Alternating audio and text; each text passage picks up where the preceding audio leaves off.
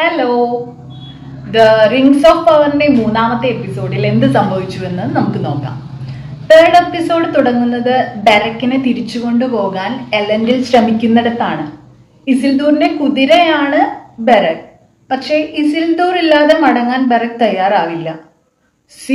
ഇസിൽദൂർ മരിച്ചുവെന്നാണ് അവന്റെ അച്ഛനായ എലൻഡിൽ അടക്കം എല്ലാവരും കരുതുന്നത്. പക്ഷെ അത് ഇമ്പോസിബിൾ ആണെന്ന് നമുക്കറിയാം. ബിക്കോസ് ഇസിൽദൂർ ഇപ്പോഴേ മരിച്ചാൽ Lord of the rings film ട്രിലോജി തന്നെ ഉണ്ടാവില്ലായിരുന്നു. സോ ഇസിൽദൂറിന് എന്താണ് സംഭവിച്ചു കാണുക എന്ന 2 വർഷത്തെ സസ്പെൻസ് ഈ എപ്പിസോഡിൽ റിവീൽ ആവുന്നുണ്ട്. അങ്ങനെ ബെറക് ഇസിൽദൂറിനെ തേടി അലയുകയാണ്. ഈ ഒരു സീൻ കാണുമ്പോൾ ലോർഡ് ഓഫ് ദ റിങ്സിലെ അരഗണിനെയും ബെർഗയെയും ഓർമ്മ വരുന്നുണ്ട്. ചരിത്രം ആവർത്തിക്കുന്നു എന്നൊക്കെ കേട്ടിട്ടില്ലേ? അതുപോലെ ഒരു kind of coincidence. Okay, back to Berek. അങ്ങനെ ബെറക് പോകുന്ന വഴി ഒരു കൂട്ടം ഓക്സ് അവനെ ക്യാപ്ചർ ചെയ്യാനായിട്ടൊക്കെ ശ്രമിക്കുന്നുണ്ട്. അവരെ എല്ലാം ചവിട്ടി മെതിച്ച് നമ്മുടെ ചങ്ങാതി മുന്നോട്ടങ്ങ് ഓടി ബ്ലാക്ക് ഫോറസ്റ്റിനകത്തേക്ക് കയറും. പക്ഷെ അവിടെ നിന്ന് ഇനി അവനൊരു തിരിച്ചുവരവില്ലെന്ന് ഓർക്കുകൾ പരസ്പരം പറഞ്ഞു ചിരിക്കുന്നതൊക്കെ നമുക്ക് കാണാം. ബ്ലാക്ക് ഫോറസ്റ്റില് ഒരു ഗുഹയ്ക്കകത്ത് തളർന്നിരിക്കുന്ന നിലയില് അവൻ ഇസിൽദൂറിനെ കണ്ടെത്തുന്നു. പെട്ടെന്ന് ഒരു കൂട്ടം സ്പൈഡേഴ്സ് അവരെ അറ്റാക്ക് ചെയ്യും. ലോർഡ് ഓഫ് ദ റിങ്സിൽ ഫ്രോഡോ ബാഗിൻസ് ഒരു ചിലന്തിയെ നേരിടുന്നുണ്ട്, ഷീലോബ് എന്നും പറഞ്ഞ്. പക്ഷെ അതിന്റെ അത്ര വലുപ്പമൊന്നും ഈ ചിലന്തികൾക്കില്ല. ഒരു ഫാക്ട് ഓർമ്മ വന്നത് ഷീലോബിന്റെ അപ്പിയറൻസ് എന്ന് പറയുന്നത് ന്യൂസിലാൻഡ് ടണൽ വെബ് സ്പൈഡേഴ്സിൽ നിന്നും ഇൻസ്പയർഡ് ആണ്. പിന്നെ ചിലന്തികളെ മറികടന്ന് ഇസിൽദൂറും ബെറക്കും ബ്ലാക്ക് ഫോറസ്റ്റിൽ നിന്ന് രക്ഷപ്പെടാനായിട്ട് ശ്രമിക്കും. അങ്ങനെ ശ്രമിക്കുന്ന വഴിക്ക് ഒരു കുളത്തിൽ നിന്നും വെള്ളം കുടിക്കാനായിട്ട് ഇസിൽദൂർ നോക്കും.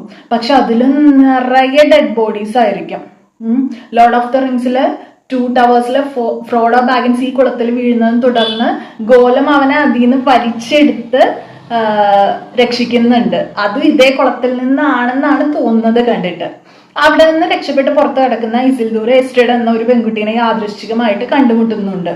പിന്നെ ഒരുമിച്ചാണ് അവർ യാത്ര തുടരുന്നതൊക്കെ. അവരെ വഴിയിൽ വെച്ച് ഒരു സംഘം കബളിപ്പിച്ച് ആക്രമിക്കുകയും ബെറക്കിനെ തട്ടിയെടുക്കുകയും ചെയ്യും. അറൗണ്ടിൽ ആ നേരത്തെ അവരുടെ രക്ഷയ്ക്ക് എത്തും. പക്ഷെ കുറച്ചുപേര് അപ്പോഴേക്കും ബെറക്കിനെയും കൊണ്ട് ഓടി രക്ഷപ്പെടും. ബെറക്കിനെ തിരിച്ചെടുക്കാനായിട്ട് തിയോ ഇസിൽദൂറിനെ ഹെൽപ്പ് ചെയ്യുന്നുണ്ട് പിന്നീട്. പക്ഷെ അബദ്ധത്തിൽ തിയോ ആ തസ്കര സംഘത്തിന്റെ പിടിയിലാവും. അവൻ രക്ഷപ്പെടാനായിട്ട് ശ്രമിക്കും. പക്ഷെ പെട്ടെന്ന് ആരോ ആ തസ്കര സംഘത്തെ ആക്രമിക്കും. തിയോ വല്ലാതെ ഞെട്ടുകയും എങ്ങനെയൊക്കെയോ അവിടെ നിന്ന് ഓടുകയൊക്കെ ചെയ്യുന്നുണ്ട്. ഇനി അടുത്തതായിട്ട് കിങ് ടാൽ ബെലാൻഡിന്റെ മരണാനന്തര ചടങ്ങുകൾക്ക് ശേഷം മിരിയലിനെ കണ്ട് കിരീടധാരണത്തിനുള്ള അവരുടെ ഗൗണിന്റെ നിറം സെലക്ട് ചെയ്യാനൊക്കെ ഫാരോൺ ആവശ്യപ്പെടുന്നുണ്ട്. തുടർന്ന് ചുവപ്പ് കളറ് നന്നായിരിക്കും എന്ന് സജസ്റ്റ് ചെയ്യുന്നുണ്ട്. പക്ഷെ തന്റെ പിതാവ് വൈറ്റ് ഗൗൺ ആണ് വെയർ ചെയ്തിരുന്നത് എന്ന കാര്യം മിരിയൽ പറയും. കൂടാതെ അന്ന് സ്ഥാനാരോഹണ ചടങ്ങിനിടയിൽ മിരിയൽ ഒരു പരുന്തിനെ കണ്ടത് ഓർക്കും. ഇത്തരം ചടങ്ങുകളിൽ പരുന്തിന്റെ സാന്നിധ്യം അപൂർവങ്ങളിൽ അപൂർവമാണെന്നും അതൊരു ശുഭ ലക്ഷണമാണെന്നും ഒക്കെ ഫാരസോൺ പറയുന്നുണ്ട്.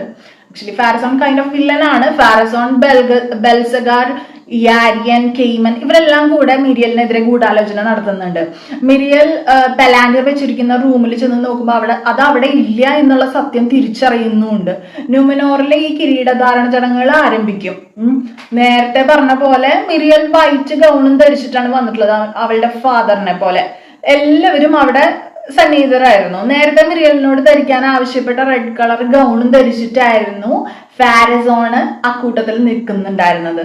പിന്നെ ആചാരപ്രകാരം മിരിയൽ ചെങ്കോല എടുക്കാനായിട്ട് മുതിരുമ്പോ ഇയാരിയൻ പെലാൻഡിയറുമായിട്ട് വരും. എന്നിട്ട് പറയും, ഈ എൽവിഷ് പെലാൻഡിയർ കാരണമാണ് നമ്മുടെ ആളുകളൊക്കെ യുദ്ധത്തിൽ കൊല്ലപ്പെട്ടത് എന്നും പറഞ്ഞിട്ട് അവളത് താഴത്തേക്ക് ഇടും. ഈ സമയം ഫാരസോൺ ഇടപെട്ട് സഭയെ മിരിയലിനെ എതിരാക്കുകയും ചെയ്യും. പെട്ടെന്നാണ് ഒരു വലിയ പരുന്തിൻ കൊട്ടാരത്തിൽ എത്തുന്നത്. അത് മിരിയലിനെ നോക്കും. പരുന്തിന്റെ അടുത്തേക്ക് ഫാരസോൺ നടക്കും.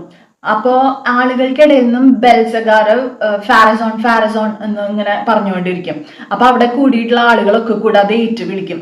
അപ്പൊ മുൻകൂട്ടി പ്ലാൻ ചെയ്തിട്ടുള്ള പോലെയാണ് ഇത് നടക്കുന്നത്. തികച്ചൊരു അന്യായമായിട്ടുള്ള ഒരു കാര്യമാണ് അവിടെ നടന്നിരിക്കുന്നത്. പിന്നെ ഇവിടെ പറഞ്ഞ ഈച്ച് ടൈനി ഡീറ്റെയിൽസിന്റെയും സിഗ്നിഫിക്കൻസ് ഞാൻ പറയാണ്ട് തന്നെ ടോക്കിയൻ ഫാൻസിനെല്ലാം അറിയണ കാര്യമാണ്. ഇതേസമയം അഡാറ് അവിടെ നടക്കുന്ന എന്താ വെച്ചാൽ പ്രതീക്ഷിച്ച പോലെ ഓർക്യാമ്പില് സൗറോൺ എവിടെയെന്നും അന്വേഷിച്ച് ഒരു ട്രോൾ എത്തും.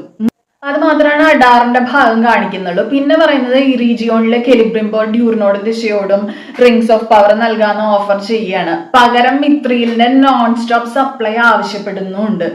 പ്രിൻസ് ഡ്യൂറിന് ലോർഡ് അനാറ്ററിന്റെ സാന്നിധ്യത്തില് ചെറിയൊരു സംശയം തോന്നും. പ്രിൻസ് ഡ്യൂറിനും കിങ് ഡ്യൂറിനും ഇടയിലുള്ള പിണക്കൊക്കെ അവസാനിക്കും. ദെൻ അനാറ്റാറിനെ കുറിച്ചുള്ള സംശയത്തെ കുറിച്ച് പ്രിൻസ് ഡ്യൂറിൻ കിങ് ഡ്യൂറിനോട് സൂചിപ്പിക്കുന്നുണ്ടെങ്കിലും ഗസാൻഡൂമിലെ ജനജീവിതം പഴയതുപോലെ ആക്കാനായിട്ട് ഈ റിംഗ്സ് ഓഫ് പവറിന് സാധിക്കും എന്ന വിശ്വാസത്തിൽ പകരം മെത്രിൽ നൽകാനായിട്ട് കിങ് ഡ്യൂറിൻ തീരുമാനിക്കും. അനാറ്റാർ കെലിബ്രിംബോറിനെ മാനിപ്പുലേറ്റ് ചെയ്യാനായിട്ട് ഇതിന്റെ ഇടയിൽ പലതും പറയും. ഹൈക്കിങ് അറിയാതെ ഫോർജിങ് തുടരാനായിട്ട് കെലിബ്രിംബോർ തുടർന്ന് തീരുമാനിച്ച് ഫോർജ് അടച്ചതായിട്ടുള്ള ഒരു ഫേക്ക് മെസ്സേജ് ഹൈക്കിങ്ങിന് അയക്കുകയും ചെയ്യും. കെലിബ്രിംബോർ മോതിരം ഉണ്ടാക്കാനായിട്ട് കിങ് ഡ്യൂറിൻ നൽകിയിട്ടുള്ള മിത്രില് എടുത്ത് ഉരുക്കിയ സ്വർണത്തിലേക്ക് ചേർക്കാൻ ശ്രമിക്കുമ്പോൾ ലോർഡ് അനാറ്റാർ അത് കെലിബ്രിംബോറിന്റെ കയ്യിൽ നിന്നും വാങ്ങി ഇടം കൈയിലേക്ക് മാറ്റി പിടിച്ച് കണ്ണുകൾ അടച്ച് അത് ആ ഉരുകി കിടക്കുന്ന സ്വർണത്തിലേക്ക് ഇടും. തന്റെ ഒരു പ്രസൻസ് അല്ലെങ്കിൽ ഒരു നിഴൽ അല്ലെങ്കിൽ ഒരു ആധിപത്യം അല്ലെങ്കിൽ ഇൻഫ്ലുവൻസ് ഇനി ഉണ്ടാക്കാൻ പോകുന്ന മോതിരങ്ങളിലെല്ലാം അങ്ങ് ആവാഹിച്ചിട്ട പോലെ ഒരു ഫീൽ ആ സീനിൽ ഉണ്ടായിരുന്നു.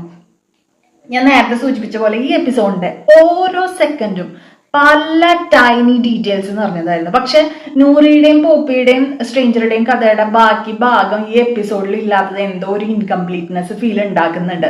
കൂടാതെ ആസ് യൂഷ്വൽ കുറെ ചോദ്യങ്ങൾ ബാക്കിയാക്കി ഈ എപ്പിസോഡ് ഇതോടെ അവസാനിക്കുകയാണ്. ഇസിൽദൂർ ജീവനോടെ ഉള്ളത് എലൻഡിലിന് അറിയുമോ?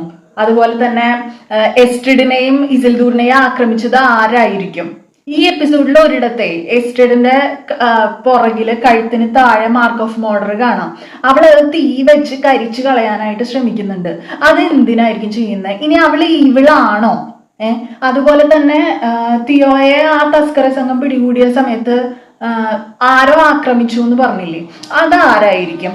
എന്നിട്ട് തിയോ ആകെ ഞെട്ടി ധരിച്ചിട്ടാണ് അവിടുന്ന് രക്ഷപ്പെടുന്നത്. അതെന്തിനായിരിക്കും? അതുപോലെ തന്നെ ന്യൂമിനോറിൽ ഇനി എന്താ ഉണ്ടാവുക? മിരിയലിന് എന്ത് സംഭവിക്കും? അതുപോലെ തന്നെ എലൻഡിൽ ഇനി ആരോടൊപ്പം നിൽക്കുക? ന്യൂമിനോറിൽ നടന്ന സംഭവവികാസങ്ങൾ ഇസിൽദൂർ അറിയുമ്പോ എന്ത് സംഭവിക്കും? അതുപോലെ ഫിലാൻഡിറ സ്റ്റീൽ ചെയ്തത് ആരാണ്? എങ്ങനെയാണ്? അതുപോലെ തന്നെ വിലക്കപ്പെട്ട എൽവിഷ് ഫിലാൻഡ് എന്തിനു മിരിയൽ സൂക്ഷിക്കുന്നു? ന്യൂമിനോറിൽ വന്ന പരുന്ന് എന്തിനെ പ്രതിനിധാനം ചെയ്യുന്നു? അങ്ങനെ ഒരുപാട് ചോദ്യങ്ങളുണ്ട് ഇതിനകത്ത്. അപ്പൊ ഓക്കെ, പിന്നെ കാണാം. Take care.